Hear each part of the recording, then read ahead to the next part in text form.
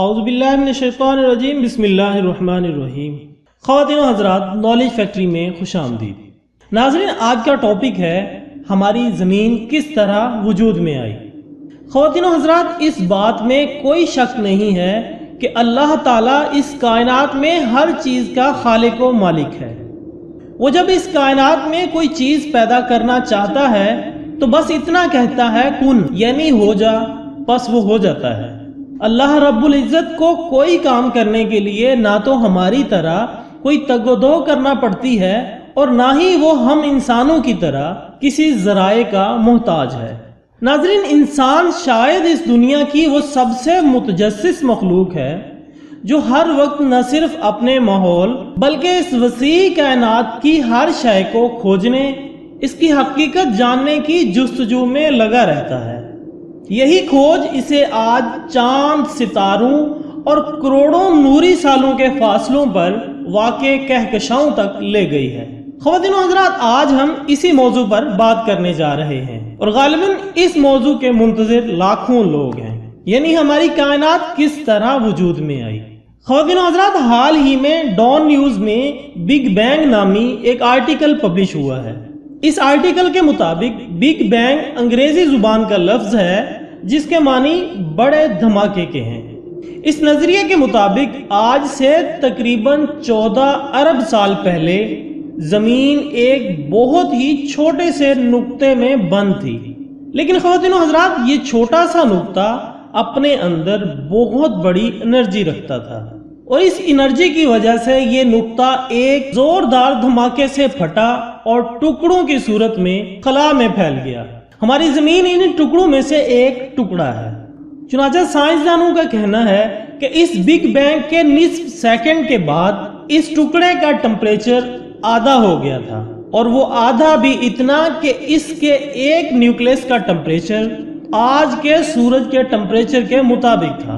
خواتین و حضرات، سائنسی نظریے کے مطابق مادے میں جب بہت زیادہ توانائی ہو تو کشش ثقل یعنی گریوٹی چیزوں کو اپنی جانب کھینچنے کے بجائے ایک دوسرے سے دور دھکیلنے والی قوت بن جاتی ہے۔ ناظرین، قرآن پاک میں اللہ تعالیٰ کائنات کی تخلیق کے بارے میں سورۃ انبیاء میں کچھ اس طرح بیان فرماتے ہیں: کیا کفار یہ نہیں دیکھتے کہ زمین و آسمان باہم بند ہو کر ملے ہوئے تھے تو ہم نے ان کو پھاڑ کر جدا کر دیا۔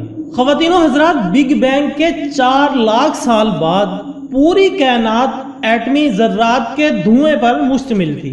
سائنسی نقطے کے مطابق یہ دھواں ہیلیم اور ہائیڈروجن پر مشتمل تھا۔ جب گریوٹی نے اس گیس اور دھوئیں کو آپس میں ملایا تو یہ بادل کی صورت اختیار کر گئے، اور بعد میں گریوٹی کی وجہ سے سکڑنا شروع ہوئے، جس سے تارے، سیارے اور کہکشائیں وجود میں آئیں۔ ہماری زمین جس کہکشاں میں ہے اس کو ملکی وے کہتے ہیں۔ ہماری کہکشاں کو ملکی وے اس لیے کہا جاتا ہے کہ اس میں سے سفید دودھ کی مانند روشنی کا اخراج ہوتا ہے۔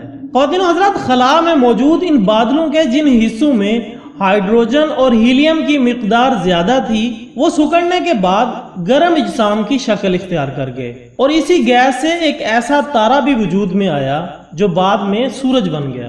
اس سورج نے بادل میں موجود 99.9% گیس کو اپنے اندر کھینچ لیا، اور جو گیس اور دھول بچی اس نے تبدیل ہو کر ایک ڈسک کی شکل اختیار کر لی، اور اس کے بعد زمین اور دیگر سیارے اس کے گرد اس ڈسک میں گھومنے لگے۔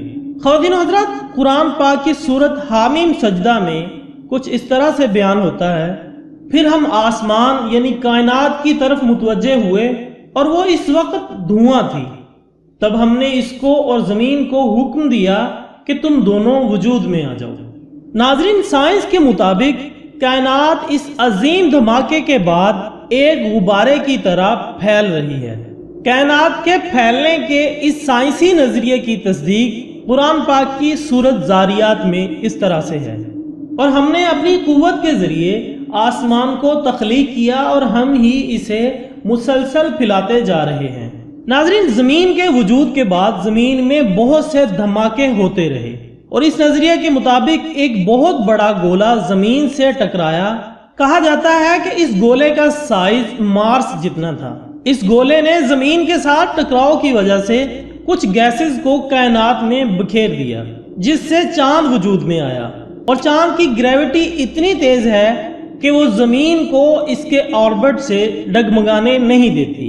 خواتین و حضرات، زمین بے جان تھی اور چاروں طرف صرف پگھلتی ہوئی چٹانیں تھیں۔ وقت گزرنے کے ساتھ ساتھ زمین ٹھنڈی ہونا شروع ہو گئی، لیکن نائٹروجن اور کاربن ڈائی آکسائڈ کی وجہ سے فضا کافی زہریلی تھی اور زندگی کی کوئی بھی علامت نہ تھی۔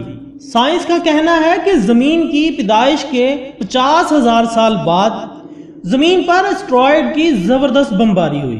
اس میں کچھ مینٹور اسٹرائیڈ بھی تھے جو اپنے ساتھ پانی لاتے ہیں۔ اس طرح کچھ سالوں میں زمین پر کافی پانی جمع ہو گیا، جس سے سمندروں اور بادلوں کی بناوٹ ہوئی۔ اس طرح زمین پر موسموں کا آغاز ہوا اور زندگی وجود میں آئی۔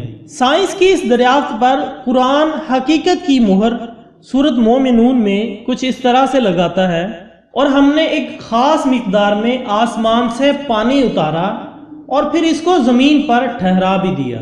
خواتین و حضرات، سائنس اس امر کے بارے میں کہتی ہے کہ ایک ایسی چٹان تھی جس سے پانی کے فوارے نکل رہے تھے، گویا کوئی نہر بہہ رہی ہو۔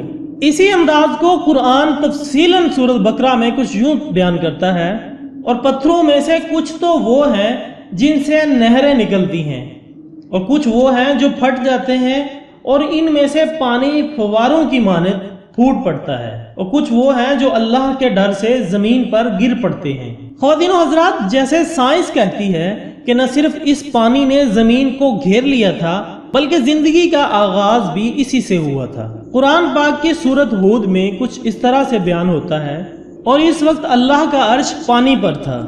اسی طرح ناظرین، سورۃ انبیاء میں ارشاد ہوتا ہے، اور ہم نے ہر جاندار کو پانی سے پیدا کیا۔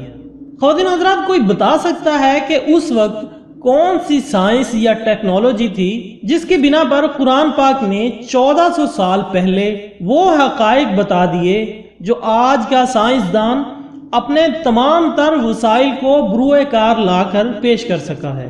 خواتین و حضرات، قابل غور بات یہ ہے کہ جو نظریہ قرآن پاک پڑھ کر ہمارے علماء دین کو دینا چاہیے تھا، وہ نظریہ آج ہمیں مغربی سمت سے سنائی دے رہا ہے۔ افسوس، جو باتیں ہمیں 1400 سال پہلے بتا دی گئی تھیں ہم انہیں سمجھ ہی نہ سکے۔ بے شک آسمانوں اور زمین کی تخلیق میں اور شب و روز کی گردش میں عقل سلیم والوں کے لیے اللہ کی قدرت کی نشانیاں ہیں۔ سورۃ آل عمران۔ اسی طرح سورۃ النساء میں اللہ تعالیٰ ارشاد فرماتے ہیں، کیا یہ لوگ قرآن میں غور نہیں کرتے؟ اللہ تعالیٰ ہمیں قرآن کی تلاوت کے ساتھ ساتھ اس پر غور و فکر کرنے کی توفیق عطا فرمائے۔ خواتین و حضرات، ایک نئی ویڈیو کے ساتھ دوبارہ ملاقات ہوگی، تب تک کے لیے اجازت دیجیے گا۔ اپنا، دوستوں، رشتہ داروں اور گرد و نواح کے تمام لوگوں کا بہت خیال رکھیے گا۔ اللہ حافظ۔